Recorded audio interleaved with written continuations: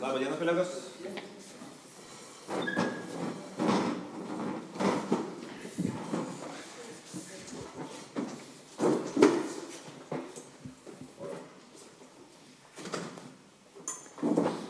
Šitą reikėtų perdavinėti? Kas kalba? Ne, viską.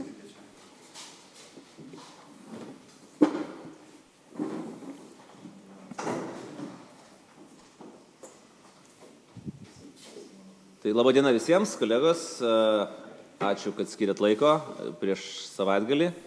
Turim naujienų ir pakankamai nemažai. Tai pradėsim turbūt taip atvirkštinę tvarką nuo gerų naujienų prie tokių ne pačių maloniausių naujienų galbūt. Tai pradėkim nuo turbūt klubo struktūros pasikeitimo. Tai Mindaugai, tavo turbūt čia yra daugiausiai atsakomybės ir žinių šito klausimu. Ačiū, kolega. Tai galim pranešti, kad prie Žalgirio dalininkų oficialiai jau dabar yra jungiasi Erikas Mališauskas, įsigijęs 5 klubo dalis už 900 000 eurų. Tai tokiu būdu mes turim šiuo metu 29 dalis. Viena iš jų areštuota vis dar. Ir džiaugiamės, kad prisijungia Erikas, jisai tokį norą išreiškė dar rudenį, dar kai vyko čia tie visi procesai pakankamai sudėtingi valdomi. Na, turbūt nereikia slėpti, kad Erikas tada ir paskolino klubui pinigų 100 000 eurų. Štai ir Erikas ne tik jungiasi kaip dalininkas, Erikas taip pat kuruoja mūsų atributikos visus pardavimus, gamybą, naujų produktų įvedimą. Čia yra jos sritis, jis ten yra stipriausias ir mes juo ten visiškai pasitikim. Tai noriu pasidžiaugti tuo, kad jungiasi nauji dalininkai, kuriem tikrai yra labai neabejingi Žalgiriui ir jungiasi ne tik savo finansinę paramą, sakykime, bet ir savo darbą. Tai yra turbūt svarbiausia, tai yra mūsų ir siekimybė, kad dalininkai būtų aktyvūs, dalininkai dirbtų klubo naudai.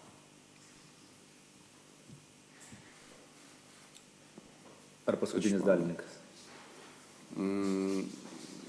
Ne paskutinis, turim dar idėjų, turim dar žmonių, kurie norėtų prisijungti.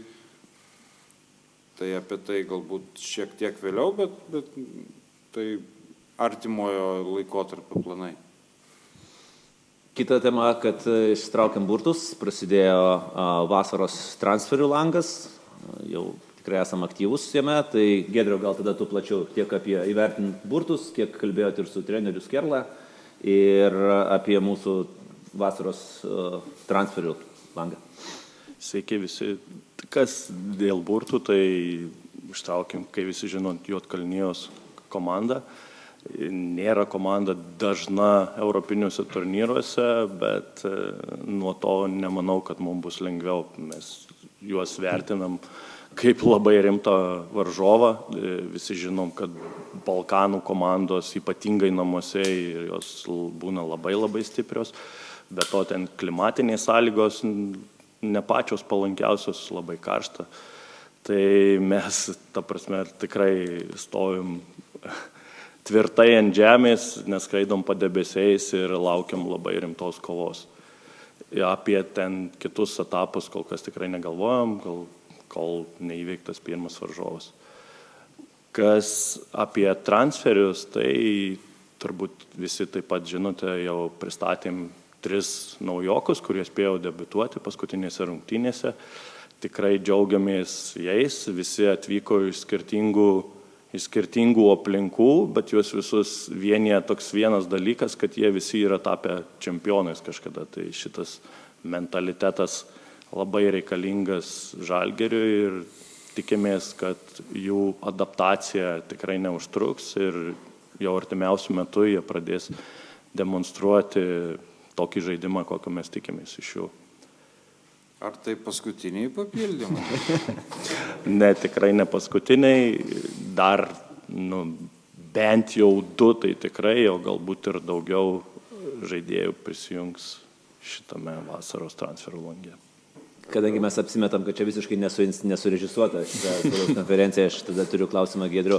Girdėjau, kad komanda važiuos į kurortą dar kartą? Tai vieną kartą pasiteisino, tai išvyka, dabar turim naujokus, reikia juos greičiau integruoti, manom, kad turėtų padėti vėl. Tada aš dar iš savo pusės turbūt pasakysiu, kas yra susiję ir su Europos taurėmis. Tai čia dar viena tokia tikrai gera, smagi naujiena, kad Vilniaus Žalgiris pasiekė susitarimą dėl europinių rungtynių transliacijų. Tai yra tiek rungtynių, kiek mes turėsim šių metų Europos taurėse. Jos bus transliuojamos per TV3 žiniasklaidos grupę. Tai TV3 tampa naujų Vilniaus Žalgirio partnerių. Kol kas sudėliojom pirmas 2 rungtynės, tai dar, aišku, neturim dar susitarimo dėl išvykos teisių, bet aš tikiuosi, kad klubas jas turės, nes iš principo klubo planas yra turėti kuo didesnę sklaidą. Tai yra, nebus jokių pay-per-view, mes norim, kad mūsų rungtynės matytų kuo daugiau žmonių. Tai pirmos rungtynės Montenegro Juodkalnijoje, Podgorico stadione turėtų būti transliuojamos, jeigu viskas tvarkosi su teisėmis, per TV6. Nes jos susikerta su pasaulio futbolo čempionatu šiek tiek, o jau mūsų namų rungtynės rodys pagrindinis TV3 kanalas. Ir kas man dar ypatingai mane džiugina, tai yra tai, kad bus rodomas ne tik tai rungtynės, TV3 prieš rungtynės rodys ir specialią laidą skirtą Vilniaus Žalgiriui, pasiruošimui rungtynėms, taip pat speciali laida per pertrauką, žodžiu, taip kaip ir turėtų būti rodomas futbolas. Tai turint omeny TV3 auditorijos kiekį, dydį, aš tai tikrai tikiuosi, kad mes nenuvilsim su reitingais ir žmonėms bus įdomu pasižiūrėti ir Žalgirį, ir pilną stadioną. Tai prieš perinant prie paskutinio mūsų klausimo, gal tada būtų logiškiau, jeigu jūs, kolegos, turit klausimų apie transferius, apie vasarą, apie šitos visus dalykus, o po to galėsim pakalbėti apie auditą.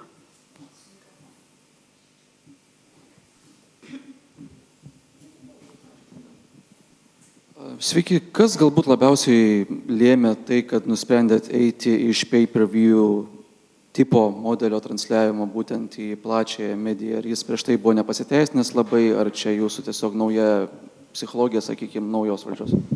Galima? Taip, aišku. Matot, mes niekada nedarėme pay-per-view, ta prasme. Tai buvo ankstesnės valdžios sprendimas. Mūsų nuomonė, tas sprendimas yra neteisingas, taip neturėtų būti. Ir mūsų tikslas, kad mūsų rungtynės pamatytų kuo daugiau Lietuvos futbolo mėgėjų. Tai mes neturime tikslo iš tų transliacijų uždirbti, būkime atviri, keletą ar ten šiek tiek daugiau tūkstančių eurų. Tai klubui net neš jokios naudos. Kitas dar dalykas papildysiu, kad mes turim susitarimą su TV3, kad ne tik tai rungtynių transliacija, bet ir klubas turi tam tikrą minučių skaičių, kurį galim skirti mūsų rėmėjams. Ir tai irgi yra turbūt didesnė nauda negu ten tie keli tūkstančiai eurų, kurias klubas galėtų uždirbti iš pay-per-view. Tai filosofija yra dabar labai aiški. Futbolas turi gauti maksimalią sklaidą iš Lietuvoje. Gal Giedriui labiausiai čia klausimas būtų, yra nemažai atvažiavusių žaidėjų, atsisveikinimų nebus? Gal ir bus, bet žaidėjai turi kontraktus, tiesiog negalėtų tiesiog ateiti ir nusitraukti, čia su kažkuo kalbėsimės, dėrėsimės ir pažiūrėsim. Ir dar vienas klausimas apie Matą Vareiką, patyrė traumą, kokio jinai rimtumo ir kada planuojama, kad jis galės sugrįžti? Trauma nebuvo labai rimta, kaip nerimta, jis iškrito 3 savaitėm, tai jau praėjo, tikimės artimiausių metų pradės treniruotis ir pavyks kažkaip tai jam išvengti tų dalykų, nes jau buvo įgavęs formą ir jautėsi psichologiškai įmušė įvartį ir vėl trauma. Atvykę naujokai vis tiek kainuoja pinigus, kaip pasikeitė klubo biudžetas, kuris buvo suplanuotas, apie kokius skaičius dabar kalbame ir jeigu dar žadame pristatyti naujokų, nežinau, kam čia klausimas, koks tas biudžetas bus, kokį dabar įsivaizduojat, su kokiu dirba? Nuveičiu tau turbūt. Na tai mes pasiskaičiavom, sakykime, tą papildomos investicijas. Kol kas, matote, tas skaičius yra daugiau teorinis, nes ne visi naujokai atvykę. Na, kol jie nėra atvykę, tai nėra faktas, kad tikrai atvyks, ar ne? Nu, įvairių būna situacijų, būna medicinės peržiūros. Tai galbūt jau jiems visiems atvykus, tada bus galima konstatuoti. Bet šiaip, na, sakykime, mes esam pasiskaičiavę, nusimatę papildomą pinigų sumą, jinai iš anksto suplanuota ir su to problemų nebus.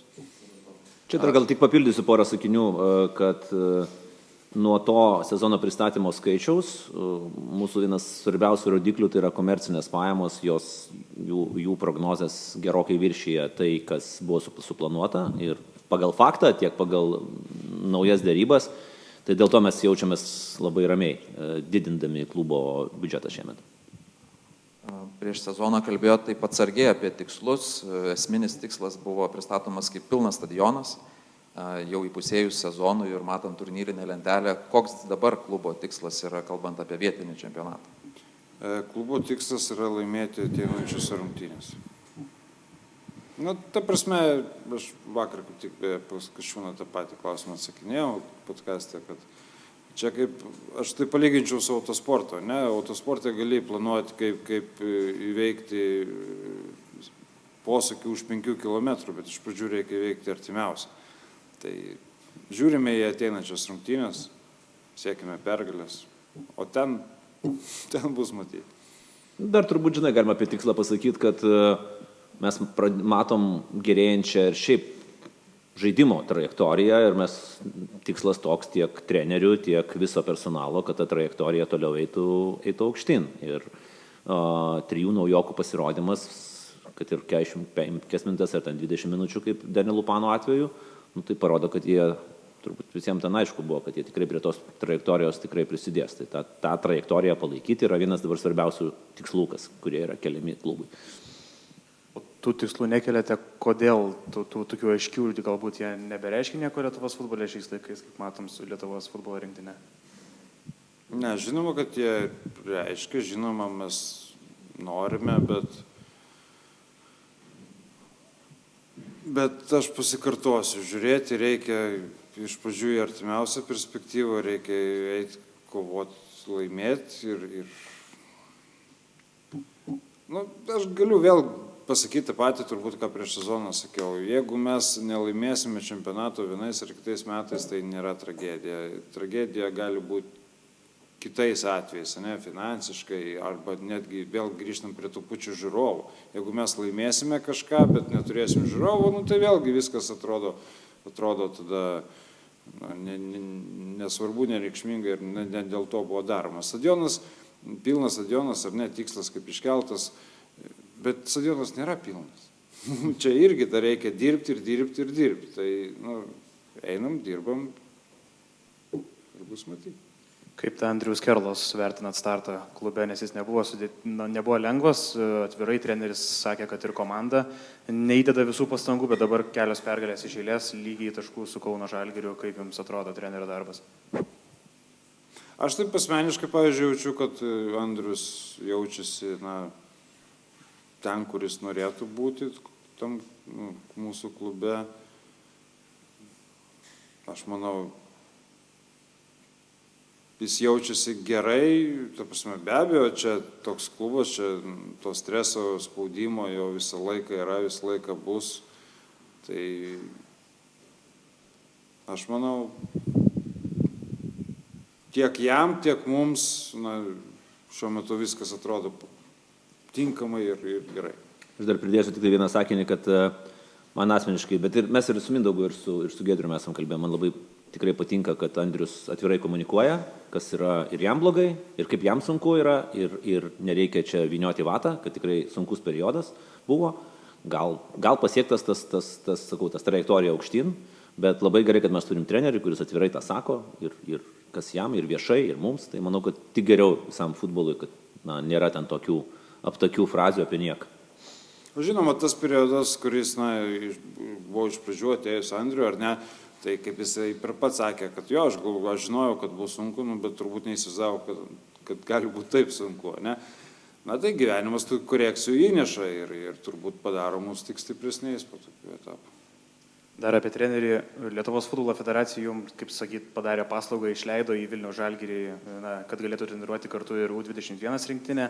Hipotetinė situacija, Edgaras Jankauskas, jo kėdė dabar dega, ar hipotetiškai svarstytumėte leisti Andriui Skerlai treniruoti nacionalinę rinktinę, jeigu federacija to paprašytų? Aš nemanau, kad būtų etiška tai aptarinėti. Edgaras Jankauskas dirba Lietuvos futbolo rinktiniai, dirba. Tai, aš atsisakau aptarinėti, kas būtų, jeigu tam būtų. Gerai, tai gal tada galim perėti prie kitos dalies ir tada paprašysiu dėmesio ir į ekraną. Mes esam paruošę tam tikrą prezentaciją. Birželio 5 dieną audito bendrovė Audifina baigė Vilniaus Žalgirio veiklos audito rezultatus. Mes turėjom kelias savaitės juos išanalizuoti, taip pat pasikalbėti su teisininkais, duoti jiems paprašyti jų pirminio įvertinimo bendrovė Tegos ir dabar norėtume šiek tiek pristatyti ir pakomentuoti, kas buvo rasta ir kokia yra vieša informacija. Vėlgi, prisiminkime, Žalgiris yra viešoji įstaiga, tai yra, tie skaičiai turėtų būti didžiąją dalimi vieši. Taigi, pradėkime nuo to, kad buvo atliktas veiklos auditas 21-25 metų periode, dėl to tiek laiko užtruko audito darbai. 4 metai, tai yra, buvo analizuojama labai daug skirtingų dalykų. Audifinos tikslas buvo įvertinti, ar įstaigos turtas ir finansai buvo valdomi racionaliai ir ar valdymo administravimo procesai buvo tinkami ir efektyvūs. Trumpas auditorių atsakymas, neskaitant viso 60 puslapio ataskaitos, buvo ne.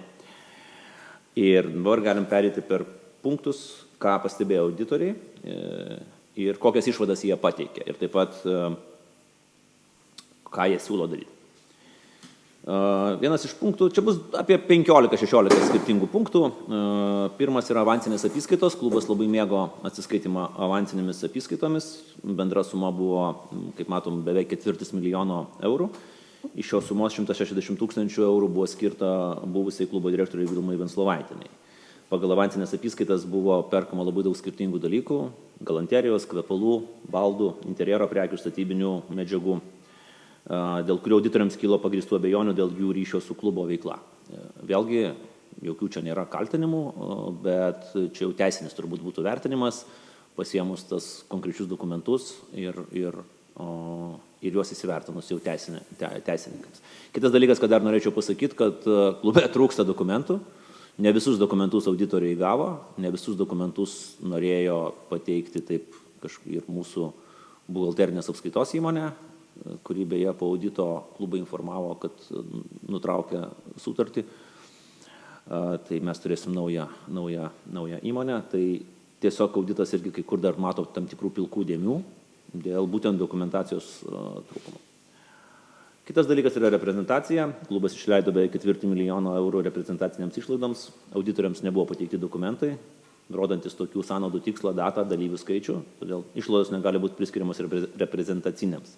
Vėlgi, turbūt čia yra labiau gal aplaidaus valdymo išvada, bet vėlgi paliksim teisininkam turbūt analizuoti šitos dalykus ir spręsti, kaip tie pinigai buvo išleisti. Nurašytas turtas. Auditui kilo abejonių, ar tikrai dalis turto buvo susijęs su klubo veikla. Auditoriai nurodė tokius turto vienetus kaip parkeriai. Vieneto kaina 560 eurų, vyriškos delninės 900 eurų, nardymo apsauginiai dėklai kameroms, žaidimo konsolės PlayStation priedai, mobilieji telefonai, bendra vertė apie 7 000 eurų, kurie buvo nurašomi, krūmapjovė, sodo baldai, pavėsinė, aukšto slėgio plovykla ir kiti daiktai. Vėlgi, reikės turbūt teisininkų dalyvavimo, bandant suprasti aiškiau ir gaunant tam tikrus galbūt ir liudijimus, ar vyriška delninė buvo naudojama klubo veikloje, ar nebuvo naudojama kažkokiem kitiem dalykam. Ilgalaikis turtas pasigėdo tam tikro turto materialaus audito reinventorizacijos metu, skalbimo ir džiovinimo mašinų, kažkokios tikrai buvo nepigios, bendra vertė 6 000 eurų. 2 televizorių pasigėdom, sofos Florence pasigėdom, natūralaus ąžuolo baldų komplekto pasigėdom. Gal dar kažkur yra. Premijos treneriui Vladimirui Čiaburinui ir Vilmai Venslovantiniai. Auditas nustatė, kad per šitą laikotarpį treneriui Čiaburinui buvo išmokėta 498 999 eurai premijų. Audito metu nebuvo pateikti dokumentai pagrindžiantis beveik 200 000 eurų premijų treneriui išmokėjimą.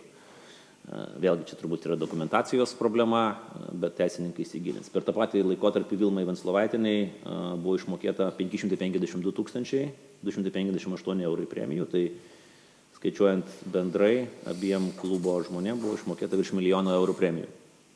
Auditui kilo abejonių, ar 32 000 eurų buvo išmokėti pagristai, čia būtent vėlgi dėl dokumentacijos trūkumo.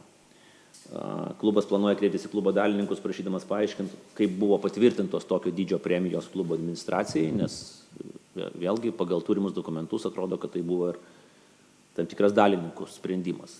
Mums norėtųsi tokio paaiškinimo, ar dalininkai matė, kad tai yra adekvačios premijos, žinant klubo rezultatus, ir po to sekusi tam tikrą prasme, tam tikras finansinių srautų problemas, kurias turėjo Vilniaus Žalgiris vėlesniuose sezonuose.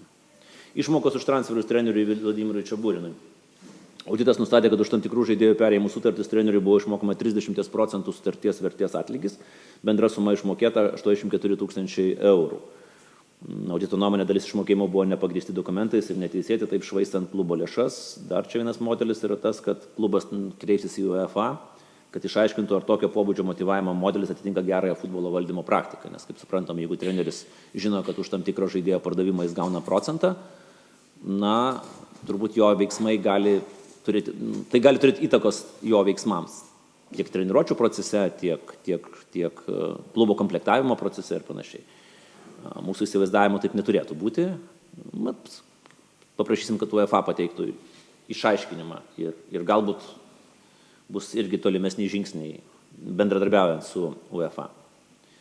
22 metų gruodį Vilmai Venslovaitiniai nustatytas mėnesinis atlyginimas dar iš papildomai už sporto direktorius pareigas ir vienkartinis atlyginimas, kuris buvo iš karto išmokėtas ir kuris sudarė metų dydžio atlyginimą. Audito nuomonė šitas išmokas buvo atliktos neturint tam teisinio pagrindo. Auditas negalėjo patvirtinti klubo apmokėtų skrydžių pagristumo už daugiau kaip 20 000 eurų. Tiesiog tai yra dokumentų trūkumas, kažkokie skrydžiai vyko, bet neaišku nei kur, nei kodėl. Kai kurie skrydžių bilietai, pavyzdžiui, Stambulą, buvo pirkti klubo direktoriui ir vyr treneriui savaitgaliui. Neturi jokių detalizacijų ir pagrindžiusių dokumentų, kodėl reikėjo klubui apmokėti tokius skrydžius, nes kiek auditoriai pasižiūrėjo, tuo metu Stambule lyg ir nevyko nei rungtynių, nei kažkokių tai su sportu, su futbolu susijusių renginių. Auditui kilo abejonių, ar už 50 000 eurų iš fizinio asmens pirktos tarpininkavimo paslaugos yra pagrįstos. Šitą irgi turėsim pasiaiškinti su teisininkais, nes mums patiems kilo klausimas, kas čia per tarpininkavimo paslaugos yra ir kodėl jos tokios. Auditas konstatavo, kad klubas 25 metais atliko jam nepriklausančio objekto stadiono įrengimų darbų už daugiau kaip 71 000 eurų. Daugiau kaip 36 000 eurų mes neturim darbų apimti, kokybę ir jų prieimimą patvirtančių dokumentų. Tai tiesiog buvo kažkokios išlaidos remontuojant stadioną. Tai vėlgi taip turbūt neturėtų būti. Auditas konstatavo, kad klubas suteikė 95 000 eurų paskolą su klubu nesusijusiam fiziniam asmeniui, o paskolą už jį grąžino juridinis asmuo. Tai taip pat grąžinant paskolą klubui nebuvo sumokėti delspinigiai, padaryta daugiau kaip 16 000 eurų žala. Auditas konstatavo, kad tokios paskolos yra laikytinos neteisėtomis ir nepagristomis. Vilniaus Žalgiris nėra nei greitųjų, nei lėtųjų paskolų bendrovė ir neturėtų skolinti fiziniams asmenims pinigų.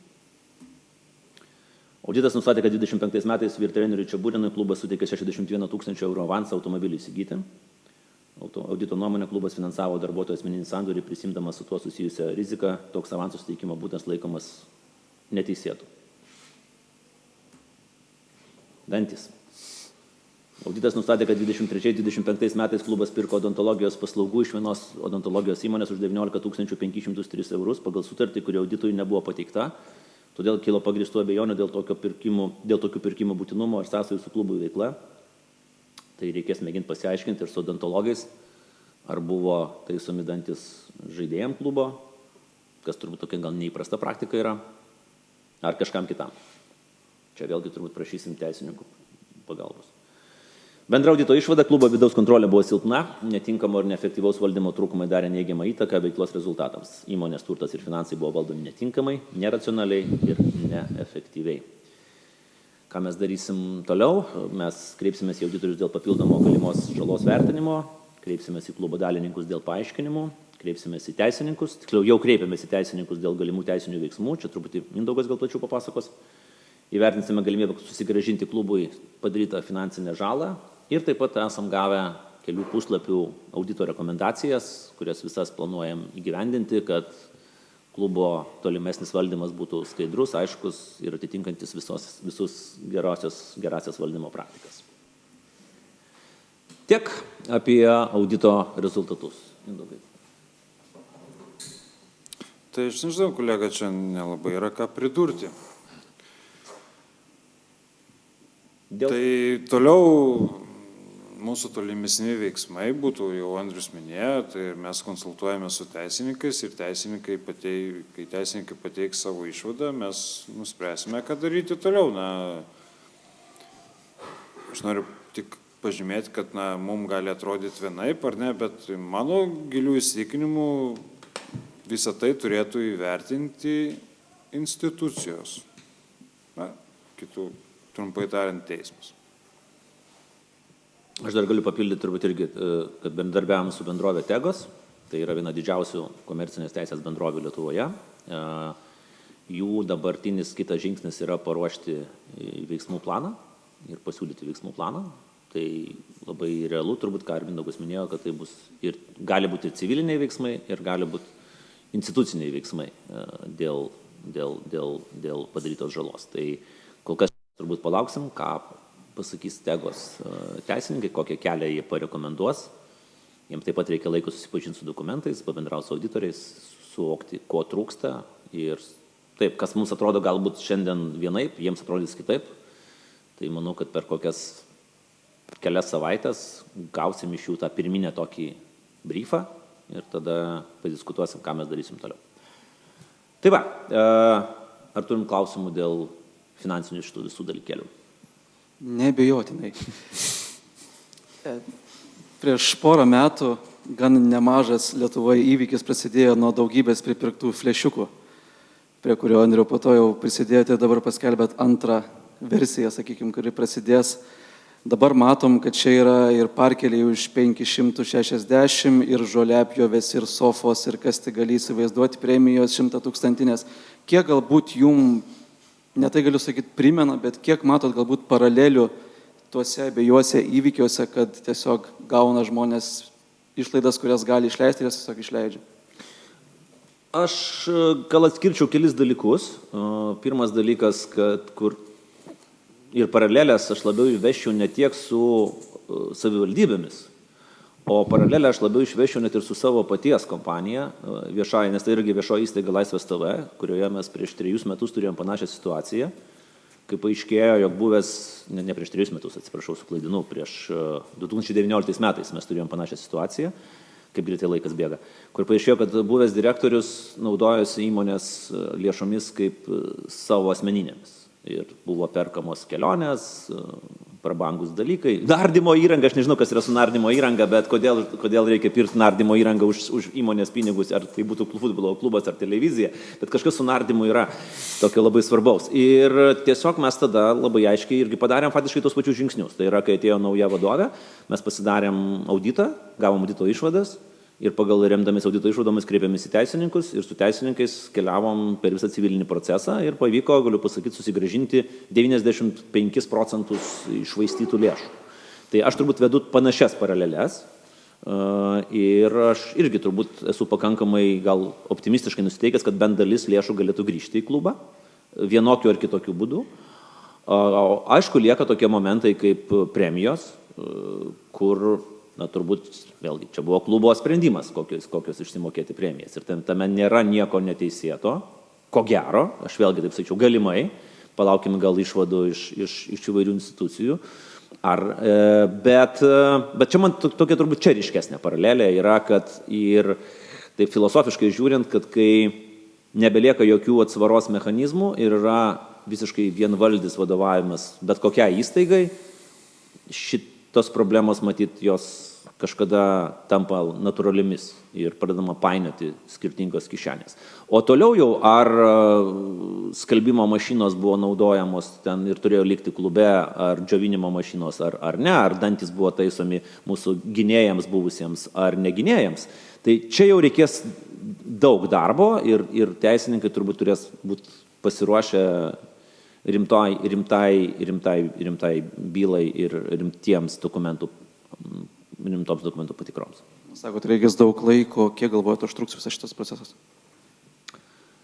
Nenorėčiau burti iš kavos tirščių, bet aš sakyčiau, kad jeigu tai pilnai pasiruošti ir teisininkai mums duos rekomendaciją, kad reikia vis dėlto kalbėti apie įvairius teisinius procesus, aš sakyčiau apie 1,5 metų. Kol tu tikrai pasiruoši ir susirinksi ir apsiklausi ir išsiaiškinsi ir pasidarysi visus namų darbus. Nekartą sakėt, kad trūksta dokumentų, kažkur kažko nėra, kažkur kažko neradot, bet taip pat prieš tai buvot minėjęs, prieš jau paskelbent, kad bus tas auditas visgi finalizuojamas, kad yra sudėtingai teikiama informacija. Gal detalizuotumėt, ką tas reiškia sudėtingai teikiama informacija, su kuo susidarė, su kokiais sunkumais? Laiko tempimas. Auditoriai prašydavo dokumentų, jų negaudavo, vėl prašydavo, vėl negaudavo. Tada jau įsikišo klubo atstovai, su tokiu gan griežtesniu tonu pradėjo reikalauti dokumentų. Ir viskas susivesdavo į tą pačią buhalterinės apskaitos kompaniją, kuri beje irgi figuruoja toje audito ataskaitoje. Tam tikri mokėjimai kelia auditoriams didelių klausimų ir tas turbūt jų sprendimas nutraukti su klubu santykius jis yra gan logiškas. Mindaugai, galbūt klausimas, kai jūs, sakykime, perėmėte tą klubo gelbėjimo procesą, galėt pagalvot, kad ant tiek yra? Ant tiek ne. Kad taip, tai taip, bet, kai kurios sumos nustebino. Aš įsivaizdavau, kad... Dar pagalvosiu, kaip šnekėti.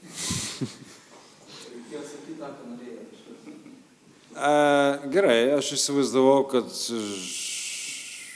žmogus nejausdamas, ta prasme, kontrolės atsakomybių, kažkur nusivažiuoja, kažkur pradeda nebekontroliuoti savęs, bet aš kažkaip buvau geresnės nuomonės. Nes ten yra, ta prasme, yra daug dalykų, kur, tiesiog yra labai grubiai, labai primityviai, labai paprastai. Tai, ta prasme, žinot, man yra dviejopi jausmai. Viena vertus, aš ateinu rudenį ir man reikia 1,5 milijono. Mes dabar matom. Kodėl? Labai paprasta. Šiaip trumpai atsakant į klausimą, aš įsivaizdavau, kad aš laukiau panašių rezultatų, tik tai galbūt nesitikėjau, kad tiek. Čia turbūt pikčiausia yra ir ne tik tos teisėtumą, neteisėtumą, tai ten teisininkai aiškinsis. Ir visą kitą, man tiesiog turbūt irgi ir kaip daugeliu Žalgirio fanų, turbūt pikčiausia yra dėl tikrai nedekvačių premijų. Ir kai tu pagalvoji, kad šitas milijonas, aš suprantu, kad buvo pasiektas geras rezultatas ir tikrai buvo galima, klubo vadovai turėjo teisę išsimokėti premijas. Bet yra kažkokios proto ribos, ar ne? Ten, nežinau, 50 000 išsimokėti, 70, 80. Atsiprašau, bet nereikia pamiršti, kad dar žmonės ir atlyginimus gauna, kurių mes niekas nekvestionuoja. Jie irgi buvo dideli, nemaži arba dideli, jų niekas nekvestionuoja. Tai čia viskas yra ok, sakykime, teisiškai, ar ne? Ir tada dar yra toks premijos.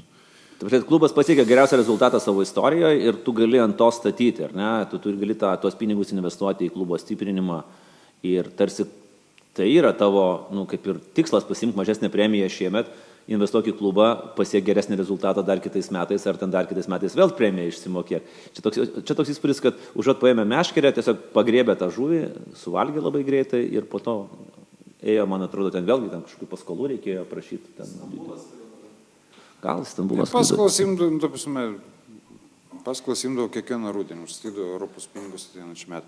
Aš puikiai atsimenu, kaip mes 22 metais išėjome į grupės, ar ne, ir tada po 22 metų sezono aš, klubas uždirbo daug pinigų iš Europos, iš UEFA gavo, ir aš uždaviau dalininkų susirinkimą labai paprastą klausimą.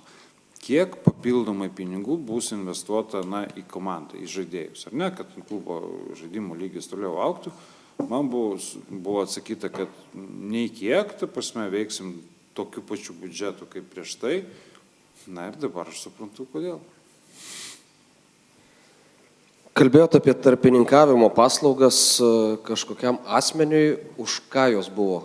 Mes kalbam apie agentus, mes kalbam apie dar kažką? Ne, tai nėra agentas. Ir mes kol kas nelabai suprantam, už ką jos buvo atliktos. Tai yra fizinis asmuo, tai aišku, aš jo negaliu atskleisti, bet mes norėsim įsigilinti į šitą schemą ir suprasti, o kas čia buvo, kas čia vyko. Nes, agentai yra žinomi ir tame nėra jokios problemos.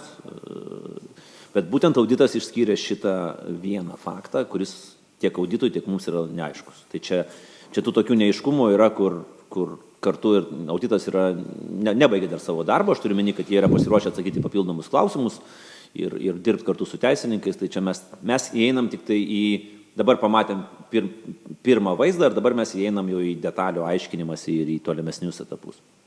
O kuri įmonė tvarkė klubo buhalteriją? Labai Versluma.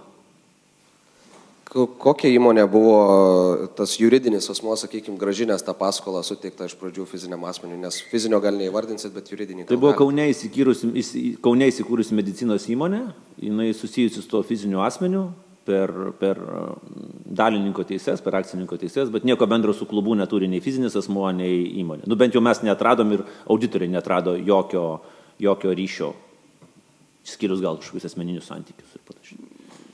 Taip. Paskutinė frazė. O įmonės pavadinimą galite atskleisti? Ne, žinokit, gal šitą palikim. Minėjote apie premijas labai didelės, jas tvirtino dalininkai. Mindaugai, jūs buvo dalininkas visą tą laiką. Kiek jūs dalyvavote tam procese, kiek jūs žinojote apie tas premijas ir ar pats dalyvavote jas tvirtinant? Man tokios sumos tai nustebino, nes procesas premijų tvirtinimo vykdavo prieš sezoną ir mes patvirtindavom dalininkų susirinkimą, kiek aš pamenu dabar, mes patvirtinom bendrą premijavimo sistemą komandą. Kas yra, vėlgi normalu ir mes dabar irgi prieš Europos taurės mes pasitvirtinom viduje, kaip mes premijuojam komandą, visą komandą. Na ir tiek. Tiek mes patvirtintum. Ten būdavo sumos, bet jos tikrai nebūdavo tokios. Ir tai, ką aš atsimenu, ką mes tvirtindavom ir šie skaičiai, man nesusieina. Ten iš tikrųjų yra pakankamai komplikuota ir tą irgi reikės teisininkai, kad įvertintų, todėl kad yra labai ne vienas dokumentas, kuris tai reglamentuoja. Ir pavyzdžiui, nemaža, nes tos premijos buvo išmokamos tokiais gabaliukais po 20, po 30 tūkstančių ir kai kurios buvo išmokamos remintis įsakymą. Įsakymą išleidžia klubo vadovas. Tai dalininkai matyt gal ir net ir visų sumų gal ir nežinojo, gal tiesiog patvirtino tvarką, kuri leidžia klubo vadovui tam tikrą prasme skirti įsakymų premijas. Tai šitą reikės aiškintis, vėlgi, čia yra dar viena ta detalė, kur teisininkai turės išsiaiškinti, ar tikrai viskas buvo daroma pagal klubo įstatus ir reglamentą. Dar vienas toks terminas, tam pačioj pradžioje buvo minėtas avansinės apskaitos, gal galit paaiškinti, kuo jos yra ydingos galbūt viešojų įstaigoje, arba neįdingos, bet buvo naudojamos ydingai? Čia, aišku, jau labiau tokio finansininkui klausimas būtų, aš taip diletantiškai atsakysiu, kad iš esmės jos gal ir nėra ydingos, jeigu tu nepiknaudžiauji jomis. Šitame klausimu. Ką? Čia būtent tame klausimas, nes atsiprašau, kad pertrauksiu, bet nupirkti sausainius žurnalistams ir pateikti avansinę apskaitą, kad ten 42 eurai yra viena, ar ne? Nupirkti ir paimti sąskaitą faktūrą klubo vardu ąžuolinių baldų komplektą už 16 000 yra kita.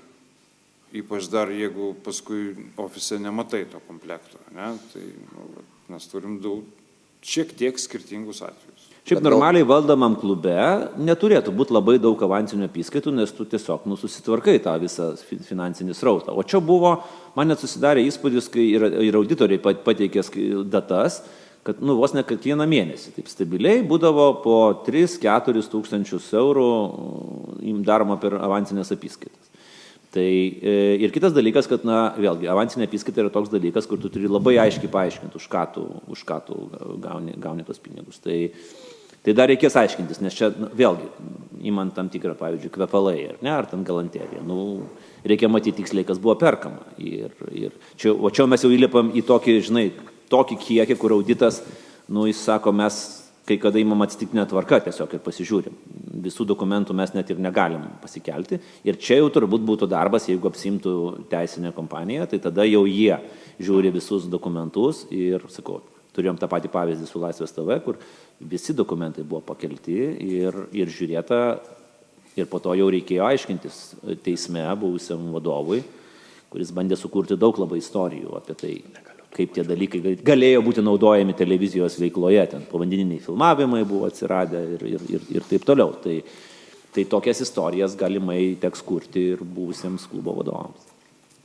Vilniaus miesto savivaldybė sudaro didelį dalį jūsų biudžeto. Kiek įdėjo pasangų išsiaiškinti, kur iš esmės Vilniaus gyventojų pinigai galiausiai nuėjo, nes tie pinigai iš esmės paprastų benų žmonių dabar yra skiriami tai nardymo įrangai ir baldams. Vilniaus miesto savivaldybės atstovai, vadovai turbūt bene labiausiai norėjo šio audito. Mes norėjom lygiai taip pat, bet jie nuo pat pradžių, sakykime, nuo rudens apie tai kalbėjo, kad tai bus būtina padaryti.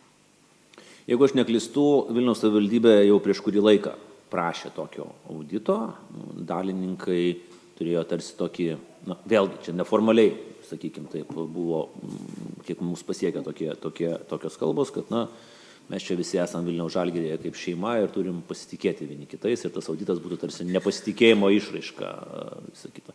Bet žinant, kokie buvo įtempti santykiai tarp savivaldybės ir buvusių vadovų, tai nenuostabu, kad turbūt savivaldybės prašymai buvo kažkur padedami į šoną. Dėl to, kad dalininkų susirinkimuose aš neatsimenu tokio klausimo svarstymui pateikto, kaip ar darom veiklos auditą ar ne. Nes pagal, kaip sakyti, reglamentą ar įstatymus, nežinau, klubas privalo darytis finansinį auditą kasmet. Tai tas yra daroma, bet finansinis auditas yra labai paprastas dalykas. Yra sąskaita ir mokėjimas. Ar ne? Svarbu, kad mokėjimas ir sąskaita susieitų. Viskas. Kur, kas, kodėl, ar tikrai to reikėjo, ten nėra analizuojama. Bet tokio klausimo dalininkų susirinkime, ar darom veiklos auditą ar nedarom, anksčiau aš neatsimenu per 15-16 metų. Kokia yra visa tų nepagristų pinigų suma? Nenorim dabar pasakyti visos sumos, nes mes nežinom, būtent kaip jūs sakot, nepagristi pinigai. Gal dalis iš jų bus pagristi, galbūt teisininkai, kurie įvertins kiekvieną dokumentą kartu su auditoriais, sakys, taip, dantis tvarkėsi centro gynėjas ir atraminis saugas. Ir dėl to jie išvažiavo su sveikais dantim iš Vilniaus. Ir tada viskas tvarkoja. Ta prasme, tada tu padedi šitą failą į šoną. Nebūtinai, dėl to, kad tai irgi yra tada pajamos, natūra, bet gal viskas sutvarkyta bus, aš taip sakyčiau. Žodžiu, ta prasme, mes eisim per šitos punktus ir matyt, mes tą nepagristų sumą, jeigu sakyt žodį nepagristi, matysim tada, kai teisininkai pateiks savo galutinę išvadą ir potencialų ieškinį. Tai tada bus labai aišku, kokią sumą klubas galbūt gali tikėtis atgauti. Kodėl toks laikotarpis pasirinktas nuo 21 metų? Ar žiūrėsit dar atgal? Gal ten irgi buvo įdomių dalykų?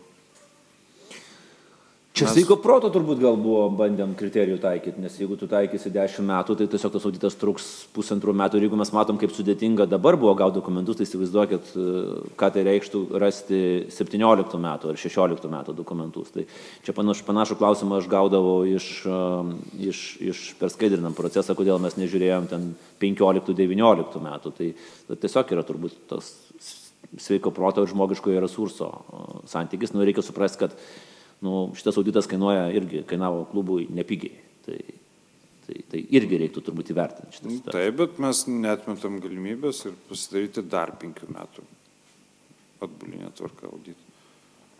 Kalbant apie savivaldybės skiriamas lėšas, o nėra taip, kad klubas gan tvarkingai leisdavo pinigus gautus iš savivaldybės, o galbūt nelabai tvarkingai elgdavosi galimai su visais kitais? Taip, jūs teisus šiuo atveju, nes anksčiau savivaldybės skirtos lėšos būdavo privaloma naudoti tikslingai, ar ne? Ten tiek procentų jaunimo komandom, tiek procentų infrastruktūrai, ten ir algom, ten žaidėjų algom galima buvo ten, jeigu aš dabar neklystu, ten tik 30% skirti.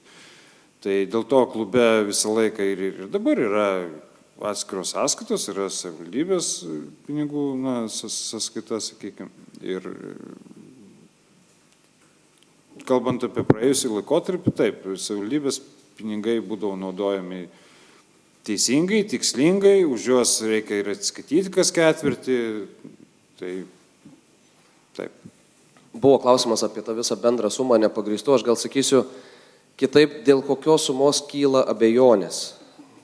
Kiek čia mes turime? Man tai kyla abejonių dėl labai daug sumų, bet aš jau sakau, turiu patirties su teisininkais ir tai, kas mums čia galbūt taip tokiam ir emociniam lygmenyje atrodo, kad jau čia šakės kaip blogai, teisininkai be jokių emocijų objektyviai įvertins. Ir dėl to ir sakau, nenoriu spekuliuoti, netgi gal ir tie baldai, ir tos skalbimo mašinos, ir ten kiti dalykai bus dokumentai, kur teisininkai sakys, greičiausiai čia viskas yra, šiuo atveju tai yra tvarkoje. Tai palaukim, kol, sakau, susitvarkysim ir tada tą bendrą sumą sudėliosim. Jeigu, vėlgi, aš norėčiau pabrėžti, teisininkai dar nėra pateikę išvados, ar bus tas civilinis ieškinys arba kreipimasis į teisėsaugos institucijas. Tai čia dabar prasidėjo darbas. Mes patvirtinom su jais bendradarbiavimą, patvirtinom biudžetą ir jie pradeda darbą.